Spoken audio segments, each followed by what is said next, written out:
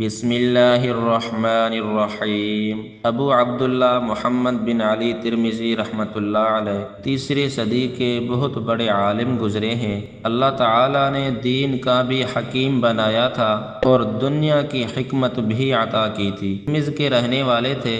اس وقت دریائے آمو کے بالکل کنارے پر ان کا مزار ہے۔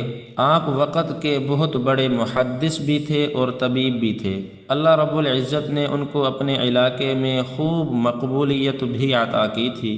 عین جوانی کے وقت ایک دن اپنے مطب خانے میں بیٹھے تھے، ایک عورت آئی اور اس نے اپنا چہرہ کھول دیا۔ وہ بہت بڑی حسینہ جمیلہ تھی۔ کہنے لگی کہ میں آپ پر فرفتہ اور عاشق ہوں، بڑی مدت سے موقع کی تلاش میں تھی، لیکن آج تنہائی ملی ہے، آپ میری خواہش پوری کر دیں۔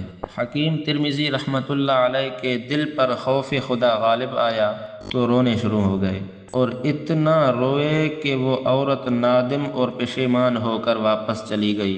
وقت گزرتا گیا، یہاں تک کہ حکیم صاحب کے بال سفید ہو گئے اور کام بھی چھوڑ دیا، مطب خانہ بھی چھوڑ دیا۔ ایک مرتبہ آپ مصلی پر بیٹھے ہوئے تھے، اسے ہی دل میں خیال آیا کہ فلاں جوانی کے وقت میں ایک عورت نے اپنی خواہش کا اظہار کیا تھا، اس وقت اگر میں گناہ کر بھی لیتا تو آج میں توبہ کر لیتا، لیکن جیسے ہی دل میں یہ خیال گزرا تو رونے لگے۔ کہنے لگے اے رب کریم، جوانی میں تو یہ حالت تھی کہ میں گناہ کا نام سن کر اتنا رویا کہ میرے رونے سے وہ عورت نادم اور پشیمان ہو کر چلی گئی تھی، لیکن اب تو میرے بال بھی سفید ہو گئے ہیں، کیا میرا دل سیاہ اور کالا ہو گیا؟ اے رب کریم، میں تیرے سامنے کیسے پیش ہوں گا اس بڑھاپے کے اندر، جب کہ میرے جسم میں قوت ہی نہیں رہی، تو آج میرے دل میں گناہوں کا خیال کیسے پیدا ہو گیا؟ حکیم صاحب روتے رہے اور روتے ہوئے ہی سو گئے۔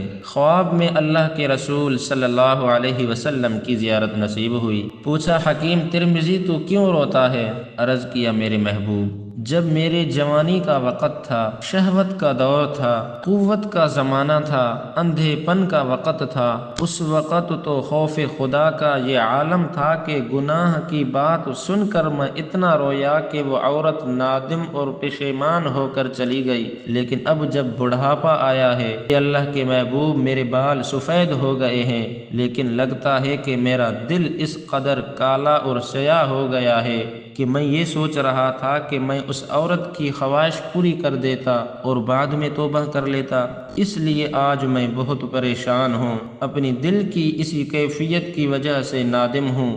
اللہ کے رسول صلی اللہ علیہ وسلم نے تسلی دیتے ہوئے فرمایا، یہ تیری کمی اور قصور کی بات نہیں، جب تو جوان تھا تو اس زمانے کو میرے زمانے سے قربت کی نسبت تھی، ان برکتوں کی وجہ سے تیری کیفیت اتنی اچھی تھی کہ گناہ کی طرف خیال ہی نہیں گیا، لیکن اب تیرا بڑھاپا آ گیا ہے تو میرے زمانے سے دوری ہو گئی ہے، اس لیے اب دل میں گناہ کا وسوسہ پیدا ہو گیا۔